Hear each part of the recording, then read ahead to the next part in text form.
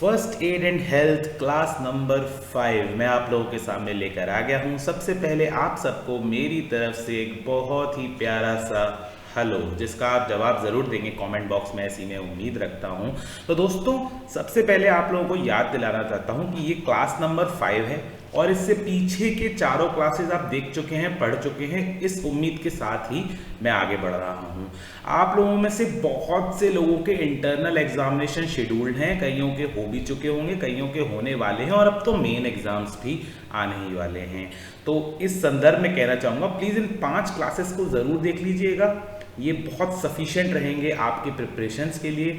और एग्ज़ाम से पहले तक मुझे लगता है 2 क्लासेस हमें और करनी पड़ेंगी और हमारा कोर्स कंप्लीट हो जाएगा। उसके बाद मैं कुछ MCQ रिलेटेड क्लासेस आपसे करना चाहता हूँ। तो कोई भी MCQ का बैंक खरीदने की ज़रूरत नहीं है आपको किसी भी तरीके का। मैं आप लोगों को 100 से 200 MCQ बना के दूंगा और वो सफिशिएंट होंगे आपकी प्रिपरेशन के लिए।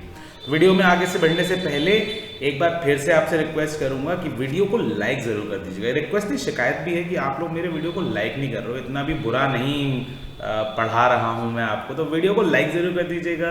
अपने कमेंट करने हैं आप बिल्कुल करिए। और ये जो PDF जिससे मैं आपको पढ़ा रहा हूं, मुझे कोई समस्या नहीं है इसको आप लोगों से शेयर करने में। तो मैं ग्रुप में इसको कन्वर्ट करके PPT को आप लोगों के साथ शेयर कर दूंगा। हिंदी इंग्लिश दोनों में मौजूद हैं। तो आप लोगों का हेलो मुझे मिल गया, जिनका नहीं मिला है फटाफट हेलो कर दो भाई। नमस्ते, कैसे हैं आप लोग? हम लोग शुरू करते हैं आज का वीडियो। तो भाई हम पढ़ने जा रहे हैं किसके बारे में? वुंड्स एंड इंजरीज के बारे में। बहुत ही इंपॉर्टेंट कंसेप्ट है। देखो, बेसिकली फर्स्ट एड में एंड हेल्थ में क्या है कि हमको पूरी की पूरी चोटों, जैसे हम पहले पढ़े हार्ट अटैक, CPR, ये सब चीजें पढ़े। एक्सटर्नल इंजरीज जो होती हैं, जैसे किसी का एक्सीडेंट हो गया, तो वुंड्स एंड इंजरीज जो हैं उनके फर्स्ट एड के बारे में भी हमें पढ़ना जरूरी है। भाई खेलते कूदते बच्चे हम लोग, हमारे तो चोटें लगती रहती हैं। तो भाई वुंड्स की हिंदी होती है घाव, आप जानते हैं घाव हो गया, और इंजरीज का मतलब होता है हिंदी में चोटें। इंपॉर्टेंट पॉइंट्स क्या हैं MCQ के नजरिए से और एग्जाम में लिखने के नजरिए से, वो हम पढ़ लेते हैं कि घाव और चोटें इंटरनल और एक्सटर्नल दोनों हो सकती हैं। इंटरनल चोटें कौन सी होती हैं? जो अंदरूनी होती हैं, हमें दिखाई नहीं देती हैं। और एक्सटर्नल चोटें वो होती हैं जो बाहर की तरफ लगती हैं, जैसे उंगली के ऊपर लग गई, हाथ के ऊपर लग गई। ये इसके अंदर डिफरेंस होता है।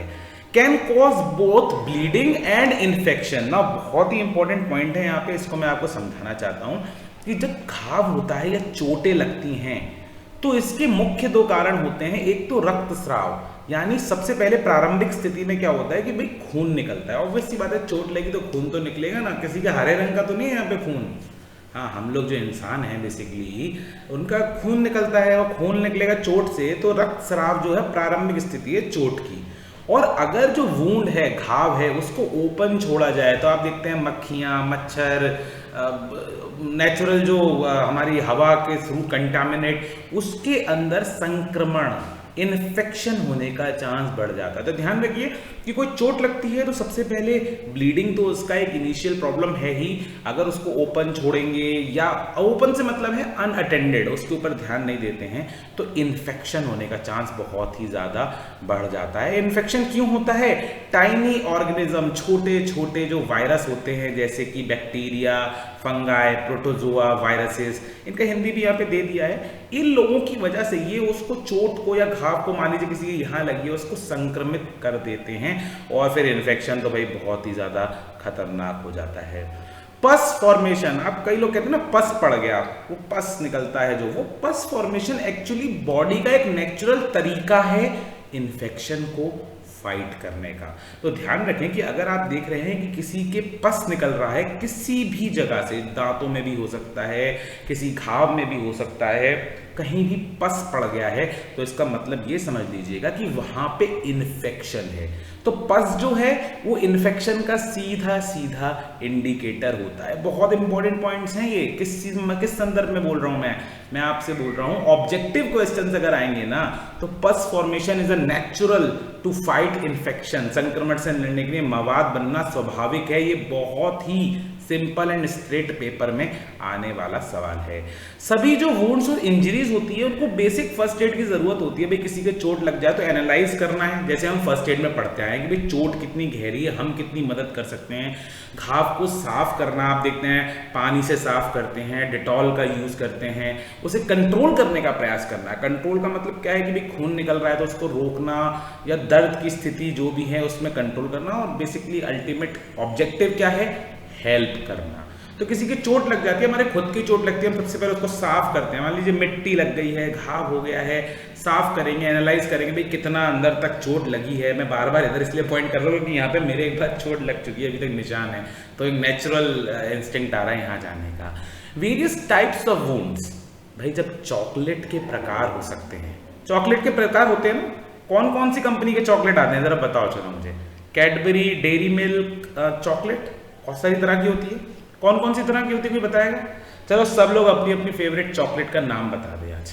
कौन कौन सी तरह की चॉकलेट मौजूद है जो आपको खाना पसंद है? Dairy milk, Cadbury, KitKat, silk. Silk तो कैडबरी का ही है ना शायद, सिल्क तो शायद कैडबरी का ही है। कितने सारे तरीके के चॉकलेट्स जो हैं वो मौजूद हैं। तो उसी तरीके से कई तरह के वुंड्स भी मौजूद हैं। एक होता है अब्रेशन। अब्रेशन का मतलब होता है घर्षण, देखो मतलब खरोंच, छिल जाना ऊपर ही ऊपर से, उसको कहते हैं अब्रेशन।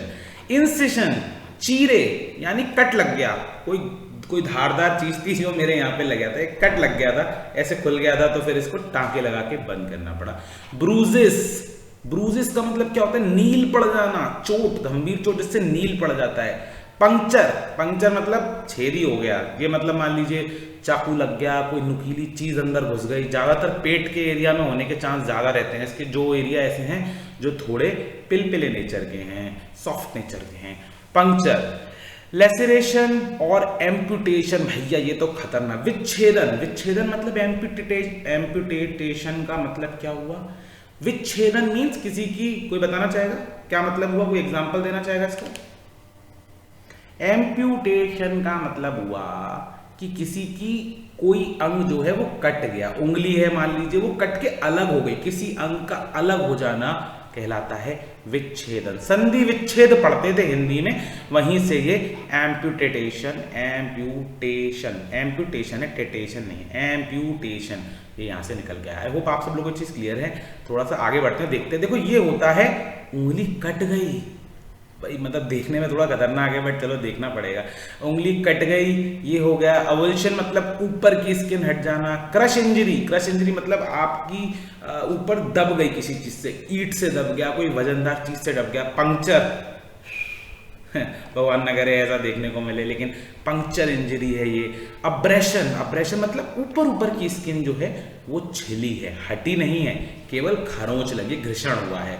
लेसरेशन में गंभीर कट लग जाता है, अंदर तक की स्किन जो है फट जाती है। तो एक इंपॉर्टेंट डायग्राम है, आप लोग देख लीजिएगा, ज़्यादा ध्यान से मत देखिएगा पर देख लीजिएगा। अच्छा वैसे किस किस के एग्जाम्स कब कब शेड्यूल्ड हैं, मतलब आप लोगों के कॉलेजेस में मुझे बताना चाहें तो प्लीज़ बताइएगा आप लोगों के एग्जाम कब कब हैं। ये मैं PDF आपसे शेयर कर दूंगा, बहुत काम देगी आप लोगों को जी। तो भैया इंजरीज की बात कर रहे हैं हम यहाँ पे, क्या है important points related to injuries. देखो एक तो होती है हेड इंजरी, सबसे खतरनाक माना जाता है कि किसी के सिर में चले जाए, सिर में चोट लग जाए। और सिर में चोट लगने के केस में एक बहुत इंपॉर्टेंट पॉइंट बोल रहा हूं आपको, नाक से सांस ना लेने को रिकमेंड करना है। अगर किसी के सिर में चोट लगी है तो डोंट ब्लो फ्रॉम नोज, ये बहुत मोस्ट इंपॉर्टेंट पॉइंट मैंने समराइज किया है। नाक से सांस ना लेने की सलाह दी जाए, मुंह से सांस लें, नाक से कम प्रयोग करें। लाइफ थ्रेटनिंग है, जीवन के लिए खतरनाक है सर में चोट लगना।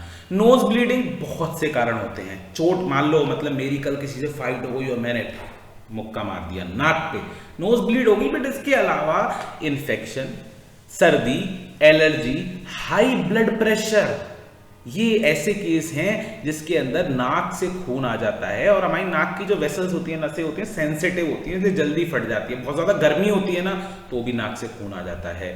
लेकिन ये ध्यान रखना है कि अगर 20 मिनट से ज़्यादा किसी को ब्लीडिंग हो रही है या ज़्यादा तेज़ी से ब्लीडिंग हो रही है तो भाई ये खतरनाक है। और उससे भी ज़्यादा खतरनाक है जो हम पिछले सभी चैप्टर्स में पढ़ते आए हैं, अनकॉन्शियसनेस, बेहोशी की हालत जो है अत्यंत खतरनाक है। तो ये हमको ध्यान रखना है।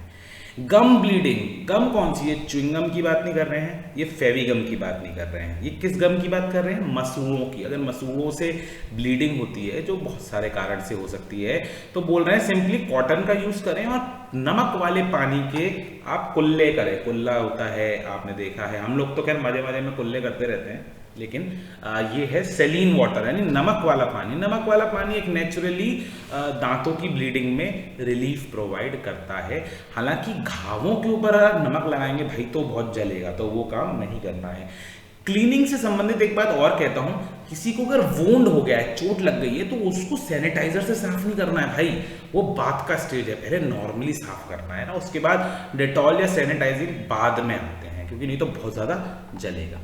सीने में चोट बहुत ही खतरनाक होती है और ये ऐसी समस्या है जिसके अंदर सीपीआर की आवश्यकता हो सकती है, क्योंकि सांस लेने में प्रॉब्लम हो रही है। सीने में चोट लगेगी तो मतलब सांस लेने में प्रॉब्लम होगी, और सीने के आसपास के जो अंग हैं यार, उनके डिस्टर्ब होने का चांस बहुत बढ़ जाता है कि भाई पसलियों में चोट लग गई, फेफड़ों के आंसू टीयर ऑफ लंग्स, ये आंसू नहीं है, ये मैं सही कर दूंगा।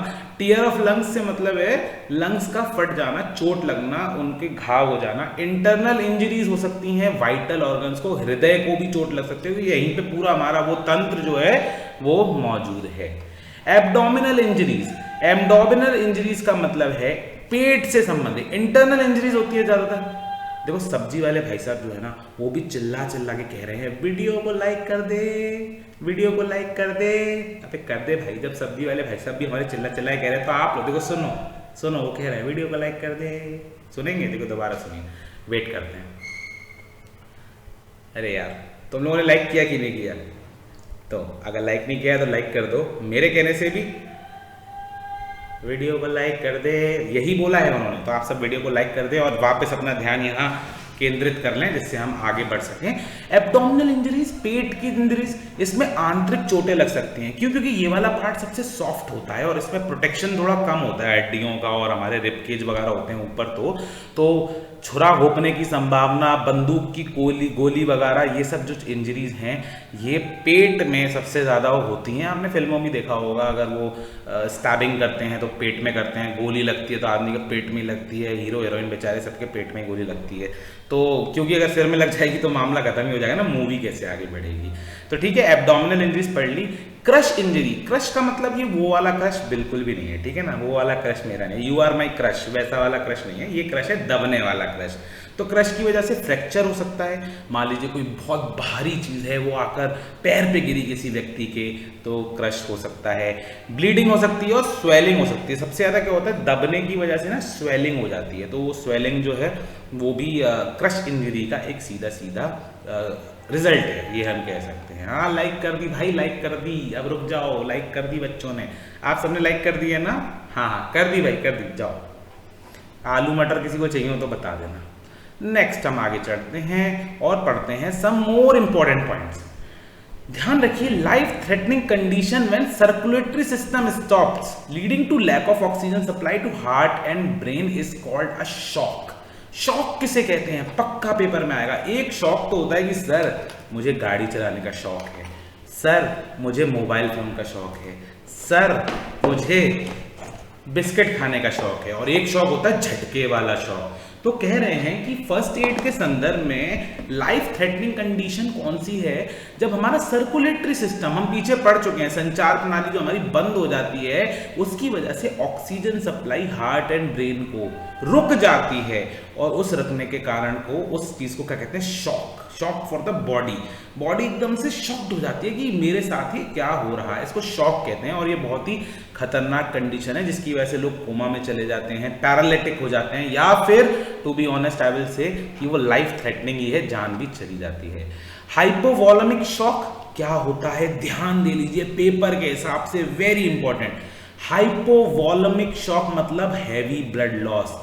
अगर किसी की बॉडी में अबव 1.5 लीटर ब्लड जो है वो चला जाएगा तो वो हो जाएगा हाइपोवॉलेमिक लॉस। मैं यहाँ पे एक चीज़ देखना चाह रहा हूँ, एक मिनट मेरे साथ बने रहिएगा। मुझे ऐसा लग रहा है कि मैंने कुछ यहाँ पे गलती कर दी है, एक सेकंड मुझे दीजिएगा। बेटा ये आप ध्यान रखिएगा, ये 1.5 लीटर नहीं है, ये 1.2 लीटर्स है, यहाँ पे 1.2 कर लेते हैं हम, ये 1.2 लीटर्स है। तो अगर 1.2 लीटर से ऊपर अगर ब्लड लॉस होता है तो वो कहलाएगा हाइपोवॉलेमिक शॉक। कार्डियोजेनिक शॉक, अगर हमारा हार्ट फेल हो जाता है, स्टॉप हो जाता है। अदर शॉक रेस्पिरेटरी, श्वसन प्रणाली का। सेप्टिक, हार्मोनल, मेटाबॉलिक, मेटाबॉलिक से मतलब बहुत ज़्यादा बॉडी ठंडी हो गई, गर्मी हो गई। हाइपोथर्मिया, ये हम पीछे पढ़ चुके हैं। हाइपोथर्मिया किसी को याद है? हाइपोग्लिसेमिया किसी को याद है? मैं सब बता चुका हूँ पीछे, तो आप कुछ नहीं करेंगे, गूगल में जाएंगे या पिछली वीडियोस में जाएंगे, इनको देखेंगे। जब बॉडी बहुत ज़्यादा ठंडी पड़ जाए, हाइपोथर्मिया। जब ग्लूकोज लेवल बहुत ज़्यादा बढ़ जाए, हाइपोग्लिसेमिया। ये सब चीज़ें प्लीज़ ध्यान दीजिएगा। अब्रेशन क्या होता है? अपर स्किन टीयर होता है, मैंने पीछे आपको बता दिया है। Amputated part must be kept in clean plastic bag. देखो बहुत इंपॉर्टेंट है, हम फर्स्ट एड पढ़ रहे हैं। अगर आपके सामने कोई ऐसा हादसा है जिसमें किसी का कोई अंग कट गया है, मान लीजिए किसी की उंगली जो है वो विच्छेदित हो गई है, तो ऐसे केस में उसको वापस लगाना आज के मॉडर्न टाइम में संभव है सर्जरी के द्वारा। आपको क्या करना है ध्यान से, वो ये करना है कि जो एम्प्यूटेटेड पार्ट है उसको अच्छे से उठाकर, बहुत मुश्किल होगा ये, बट उठाकर क्लीन प्लास्टिक बैग में एज इट इज रख देना है, जिससे कि डॉक्टर्स जो हैं उसको आगे हेल्प दे पाए। अगर नोज ब्लीडिंग हो रही है तो नॉस्ट्रिल को 10 से 15 मिनट पिंच करके रखेंगे। अगर नॉस्ट्रिल को 10 से 15 मिनट पिंच कर अगर नॉस्ट्रिल को 10 से 15 मिनट पिंच करके रखेंगे आप लोग, तो उस पिंच करने की वजह से आवाज़ के साथ साथ खून भी रुक जाएगा। ठीक है, ठीक है। क्या मैं आप लोगों को हंसा पाने में संभव हो? Are you gaining interest in this video? अगर इंटरेस्ट गेन कर रहे हैं तो चलिए एक काम करते हैं, सब लोग मुझे एक अच्छा सा हाय लिख दीजिए। हाय गाइस, आप लोग एंजॉय कर रहे हैं ना? तो भाई यहाँ तक सबको क्लियर हो गया मैंने क्या कहा। हाय लिखने के बाद आपको एक चीज और लिखनी है। मैं पूछ रहा हूँ क्या आप सब लोग को अब तक का क्लियर हो गया है? अगर हाँ तो लिखिए यस सर, लिख दीजिए फटाफट से यस सर, जिससे हम लोग आगे बढ़ पाए। हिंदी इंग्लिश दोनों में मौजूद हैं। 10 मिनट और लगेंगे आगे का वीडियो कंप्लीट करने में। Yes sir, yes sir, yes sir. आगे चलते हैं भाई। ये कह रहे हैं, क्या कह रहे हैं, एक सेकंड थोड़ा सा मुझे दीजिए। About bones, joints and muscles. अभी तक तो हम पढ़ रहे थे खून, चोट, वूंड। अब पढ़ रहे हैं हमारी बोन्स, हड्डियों के बारे में, हमारे जॉइंट्स के बारे में, और हमारी मसल्स, मांसपेशियों के बारे में। देखो पेपर में आने वाले सवाल, स्केलेटन जो होता है, स्केलेटन यानी हमारा कंकाल जो होता है, वो बॉडी का सपोर्टिंग सिस्टम है। ये पूरी चीजें सब कंकालों पे ही तो हैं। और वो सिस्टम जो है वो 206 बोन्स का एक सिस्टम है। एक एडल्ट के अंदर आप जानते हैं 206 बोन्स होती हैं। छोटा बच्चा होता है तो और ज्यादा होती हैं। कितनी ज्यादा होती हैं ये आप लोग कमेंट में लिखेंगे। आज ना सब्जी वाले जो है वो मेरी वीडियो में बहुत ज़्यादा इंटरेस्टेड हो गए। कोई बात नहीं, थोड़ा सा बियर कर लीजिएगा, ये भी थोड़े से फन मोमेंट होते हैं पढ़ाते समय। जी भैया लाइक कर दिया वीडियो, आप निश्चिंत रहें। 206 bones in an adult. Bones are joint together with cartilages, ligaments and muscle. जो हड्डियां होती हैं वो मांस, हमारी कार्टिलेज, स्नायु बंधन और मांसपेशियों के साथ जुड़ी होती हैं। हमारा स्कल, खोपड़ी जो होती है उसके अंदर 22 बोन होती हैं। खोपड़ियाँ 22 हड्डियों से बनी होती है। केवल एक ही हड्डी है जो मोबाइल होती है, बाकी पूरी खोपड़ी स्टेबल होती है। सबसे स्ट्रॉन्ग हमारे बॉडी में यही होता है क्योंकि ये हमारे ब्रेन को प्रोटेक्ट करता है। Thigh bone, the femur bone is the longest and strongest bone. हमारी बॉडी की सबसे लंबी बोन जो होती है ना, आगे दिखा दूंगा, वो होती है thigh bone, femur bone. Longest भी होती है, स्ट्रॉन्गेस्ट भी होती है। जॉइंट्स जो होते हैं वो जंक्शन पे मौजूद होते हैं। जंक्शन मतलब क्या होता है? जहां दो चीजें आकर मिलती हैं। जैसे ये, तो मेरी ये हड्डी यहाँ पे, ये इसको जंक्शन कहते हैं, यहाँ पे जॉइंट्स होते हैं। जॉइंट्स मूवेबल और इमूवेबल दोनों प्रकार के होते हैं। फ्रैक्चर का मतलब क्या है? हम लोग बहुत कहते हैं उसे फ्रैक्चर हो गया। फ्रैक्चर मतलब हड्डी टूटना या हड्डी मुड़ना, दोनों ही फ्रैक्चर कहलाता है। बहुत ही दर्ददायक ये एक अवस्था है। Vertebral column consist of 33 small pieces of bone starting from skull to the tail bone. ये पीछे वाला वर्ड जो हमारा होता है, रीढ़ की हड्डी वाला पार्ट, उसे वर्टिब्रल कॉलम कहा जाता है। Types of joints, ball and socket joints, ball and socket joints, hinge joints, gliding joints. इन जॉइंट्स के बारे में हम सेपरेटली पढ़ लेंगे। Muscles are voluntary and involuntary. क्या मतलब है? स्वैच्छिक मांसपेशियां वो होती हैं जिनको हम अपनी इच्छा से हिला सकते हैं, और अनैच्छिक मांसपेशियां होती हैं जैसे हमारे हृदय के अंदर मांसपेशियां जो हमारे कंट्रोल से एकदम बाहर हैं। Images posted in groups are very important. मैं समूह में आपके साथ कुछ छवियां साझा करूंगा, उसको प्लीज आप अच्छे से देख लीजिएगा। ये सब मोर इंपॉर्टेंट पॉइंट हैं। Swelling is common symptom of fracture. अगर कहीं चोट लगी हो और आपको स्वेलिंग आ रही है लगातार, तो इसका मतलब फ्रैक्चर के चांसेस हैं। दो शब्द पढ़ लीजिए, वो शब्द हैं स्ट्रेन और स्प्रेन। स्प्रेन होता है मोच और स्ट्रेन होता है तनाव। तो मोच और इसके बीच में क्या है कि स्प्रेन इंजरीज जो है वो हमारे लिगामेंट्स को फ्रैक्चर करता है। कौन से लिगामेंट्स को? जो दो हड्डियों को आपस में जोड़ रहा है, उन लिगामेंट्स को। और स्ट्रेन क्या करता है? इंजरी टू मसल और to the band of tissue attach muscles to a bone. जब दो हड्डियों के बीच में दिक्कत आई तो स्प्रेन, और जब मसल और हड्डी के बीच में आई तो स्प्रेन। दोबारा बोल रहा हूं ध्यान से, स्प्रेन क्या होता है? जब दो हड्डियों को जोड़ने वाला लिगामेंट टूटता है, खिंचाव पड़ता है, तो वो कहलाता है स्प्रेन। और जब एक हड्डी और एक मांसपेशी को जोड़ने वाला लिगामेंट ब्रेक होता है, टूटता है, खिंचता है, दिक्कत आती है उसमें, तो वो कहलाता है स्ट्रेन। ध्यान रहे, bands of tissue, bands of tissue को कहते हैं लिगामेंट्स। लिगामेंट्स, ध्यान से इस पैराग्राफ को बार बार पढ़िएगा, आपको समझ में आ जाएगा। वैसे क्लियर हो गया होगा। Is it clear to all of you? एक चोट जहां पर नॉर्मल पोजीशन से चीजें बदल जाए उसको डिसलोकेशन कहते हैं। तो कहने का मतलब है कि हमारा जॉइंट जो है वो यहाँ की जगह यहाँ हो गया, वो मैं आगे फोटो में क्लियर कर दूंगा, उसे कहते हैं डिसलोकेशन। कहते हैं ना उसका कंधा डिसलोकेट हो गया है, टूटा नहीं है, बस अपनी जगह से हट गया है। बहुत ही खतरनाक कंडीशन है और ज़्यादातर कार एक्सीडेंट, स्पोर्ट्स में तो बहुत होता है। जैसे आपने एक फिल्म देखी होगी, उसमें वो विराज होता है, वो क्रिकेटर होता है, जॉन अब्राहम की मूवी है, वो ऐसा कंधा मारता है दीवार पे और अपना डिसलोकेट कंधा ठीक कर लेता है। ऐसा करना नहीं है भाई, ऐसा बिल्कुल नहीं करना। कौन सी फिल्म थी वो? विराज। ढिशुम, ढिशुम। सौ तरह के ख्वाब ले लूं, इश्क का मर्ज क्या है, ढिशुम। Splint is used in case of fracture to support, it can be rigid piece of wood, plastic और मेटल। कह रहा है कि किसी को फ्रैक्चर हो जाए तो जब तक आप उसे एक बेहतर मेडिकल कंडीशन तक ट्रांसपोर्ट कर रहे हैं, इतनी देर तक उस व्यक्ति को एक स्प्लिंट से सपोर्ट देना है। ये क्या होती है हम अगले वाले उसमें देख लेते हैं। देखो भाई ये कह रहे थे डिसलोकेशन शोल्डर का एग्जाम्पल है। ये नॉर्मली देखो आपका शोल्डर ऐसा है, लेकिन चोट लगने की वजह से ये यहां से सरक के या तो यहां हो जाए या यहां से सरक के यहां हो जाए। ये नॉर्मल पॉइंट था, देखो मेरा कर्सर जहाँ है ये नॉर्मल पॉइंट था, ये है अंदर का, ये है बाहर का। अगर अंदर चला जाएगा तो कहलाएगा एंटीरियर डिसलोकेशन, बाहर चला जाएगा तो कहलाएगा पोस्टीरियर डिसलोकेशन। तो ये ध्यान रखिएगा, डिसलोकेशन में टूटा कुछ भी नहीं है, बस अपनी जगह से थोड़ा सा शिफ्ट हो गया है। तो एंटीरियर एंड पोस्टीरियर को आप लोग अच्छे से समझ लीजिएगा। ये एक लिंक है, इसको कॉपी करके सिंपली क्लिक करके इसको जरूर देखिएगा। इसमें बहुत अच्छा विवरण दिया हुआ है हड्डियों के बारे में, तो ये आपको जो है देखना जरूरी है।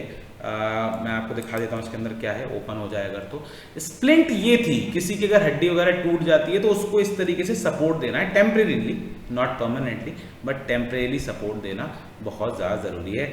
देखो फ्रैक्चर दो तरीके के होते हैं, मुझे आपको ये इमेजेस दिखाते हुए बिल्कुल अच्छा नहीं लग रहा है, बट एक होता है ओपन फ्रैक्चर और एक होता है क्लोज्ड फ्रैक्चर। तो भाई देखो ओपन फ्रैक्चर क्या है, जिसमें हड्डी टूट के बाहर निकल जाए।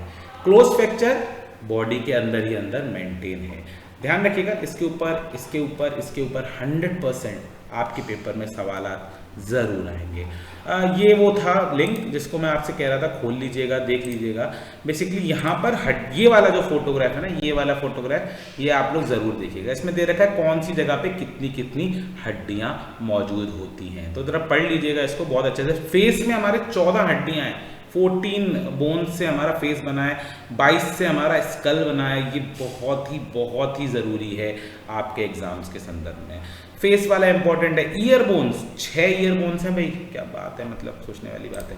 चलो आगे बढ़ते हैं। Last slide of the day, nervous system. Nervous system क्या है? बेसिकली हमारी जो तंत्रिका है, हमारा मस्तिष्क जो चला रहा है, उसके अंदर दो चीज़ें होती हैं, द ब्रेन, सॉरी 3 चीज़ें होती हैं। ब्रेन यानी हमारी दिमाग, मस्तिष्क, द स्पाइनल कॉर्ड जिसको कहते हैं सेंट्रल नर्वस सिस्टम CNS, और जो नर्व्स हमारे ब्रेन को स्पाइनल कॉर्ड से कनेक्ट करती हैं यानी कि पेरिफेरल नर्वस सिस्टम। ये तीनों मिलके क्या बनाते हैं? हमारी तंत्रिका यानी नर्वस सिस्टम को क्रिएट करते हैं। ब्रेन क्या होता है? मशरूम की शेप का होता है, मतलब एग्जाम्पल बड़ा खतरनाक है, बट मशरूम की शेप का होता है, ऐसे नीचे से ऐसा और ऊपर ऐसे फैला हुआ। 1 से 1.5 किलो 1300 से 1400 ग्राम का ये होता है। नापा किसने मुझे नहीं पता, बट हाँ होता है। उसके अंदर 3 मुख्य भाग बताए गए हैं, सेरिबरम, सेरिबेलम एंड ब्रेन स्टेम। और जो main part of nervous system है वो है central nervous system and peripheral nervous system, जो मैंने आपको ऊपर बता दिया है कि ब्रेन के साथ स्पाइनल कॉर्ड जिसको कहते हैं सेंट्रल नर्वस सिस्टम और पीएनएस जिसे कहते हैं पेरिफेरल नर्वस सिस्टम वो जुड़ा होता है। ब्रेन से रिलेटेड मुख्य बात ये है कि एक तो हमेशा प्रोटेक्टेड रहना है, हेड इंजरीज के समय बहुत ज़्यादा ध्यान देना है, क्योंकि ब्रेन डैमेज का मतलब डेफिनेटली लाइफ थ्रेटनिंग है। सीजर क्या दौरों की बात कर रहे हैं, जिनको ब्रेन से रिलेटेड प्रॉब्लम होती है उनको दौरों की समस्या होती है कि फलाने को दौरा पड़ गया। ये attack of unconsciousness of violent nature का है। वो ये कह रहा है कि अगर किसी को दौरा पड़ रहा है इसका मतलब वो बेहोशी की हालत में है, बिल्कुल होश में नहीं है। बेहोशी मतलब केवल ये नहीं होता, बेहोशी मतलब केवल ये नहीं होता कि आदमी पड़ा हुआ है। बेहोशी का मतलब है कि आदमी होश में नहीं है। बेहोशी आदमी है बट होश में नहीं है, बेहोशी की हालत। तो बेहोशी की हालत वायलेंट नेचर की होती है, आदमी तड़प रहा है, हिल रहा है, भाग रहा है, दौड़ रहा है। पीने वाले जो होते हैं ना दारूबाज, उन लोगों के साथ भी वही सेम टू सेम प्रॉब्लम है बेहोशी वाली। वो बेहोश में होते हैं, होश में नहीं होते हैं। तो कह रहे हैं सीजर क्या होता है, एक दौरा क्या होता है, अटैक ऑफ अनकॉन्शियसनेस होता है। हमारे हिंसक प्रकृति जो हो जाती है, बेहोशी का हमला है, वो और कुछ भी नहीं है। Last point of the day, epilepsy, बहुत ही फेमस वर्ड है, मिर्गी का दौरा। क्रोनिक डिजीज है, और क्रोनिक डिजीज ऐसा है जो बार बार तरह तरह के दौरों की वजह से होता है। कन्वर्जन्स की बात यहाँ की गई है, इसके बारे में और डिटेल में पढ़ने की ज़रूरत नहीं है अभी स्टेज पे, और थोड़ा बहुत मैं आगे वाली वीडियोस में आप लोगों को बता दूंगा। लगभग अगर हम इस किताब की बात करते हैं फर्स्ट एड की, तो हम लोगों ने इतनी किताब, और दिखाता हूँ मैं आपको, हम लोगों ने इतनी किताब, ये इतने पन्ने किताब के ख़त्म कर लिए हैं। बच्चे कितने हैं, बस इतने, केवल इतने से पन्ने बचे हैं। 2 वीडियो और लगेंगे और हम ये पूरा कंप्लीट कर देंगे। आज का वीडियो भी यहाँ पे समाप्त हो गया है। तो मैं आप लोगों से कहना चाहूँगा, क्या आप लोगों को आज की बात क्लियर हो गई? अगर क्लियर हो गई तो एक बार यस सर लिख दीजिए, जिससे मैं आज की वीडियो को क्लोज करूँ। आई होप आप सब लोगों ने एंजॉय किया होगा, आप सब लोगों ने अपनी अटेंडेंस मार्क कर दी होगी। चलिए ठीक है, तो अगली बार मिलेंगे बहुत जल्दी। आप लोगों के एग्जाम्स तब तक हो जाएंगे इंटरनल, तो भी आपके बड़े काम आएंगे ये चीज़ें। नहीं होंगे तो मेन एग्जाम्स के लिए तो हम बहुत ढंग से तैयारी कर ही रहे हैं। All the very best for your examinations. I wish you all a bye. आप भी बाय करके ही जाइएगा मुझे। और मोस्ट इंपॉर्टेंट पॉइंट ये है कि भाई प्लीज़ प्लीज़ प्लीज़ वीडियो को लाइक ज़रूर करिएगा। Until we meet next time, it's a bye bye. Take care boys and girls, bye once again.